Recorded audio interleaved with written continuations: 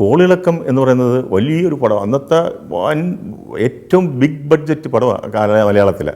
അത് ജയൻ്റെ മരണം കഴിഞ്ഞ് അപകടമുണ്ടായ പടം, അതിലെ ഹെലികോപ്റ്റർ ആക്സിഡൻറ്റിൽ ജയൻ മരിക്കുന്ന പടം, ആളുകളെല്ലാം കാണാൻ കാത്തിരിക്കുന്ന പടം.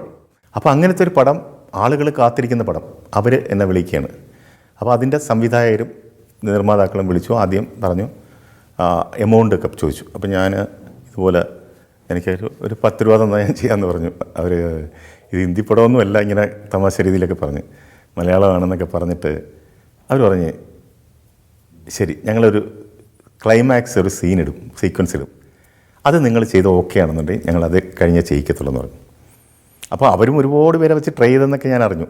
അത് കഴിഞ്ഞ് എന്നെ ശരിക്കും ഞാൻ ഈ മനുഷ്യമൃഗം എനിക്കൊന്നൊരു ഒരു ദിവസം എടുത്തിട്ടുണ്ടെങ്കിൽ ഇത് രാവിലെ ഒരു 8 മണിക്ക് തുടങ്ങിയിട്ട് ഞാൻ 12 മണിയായപ്പോൾ ഫുൾ പിക്ചർ തീർത്തുന്നുള്ളതാണ്.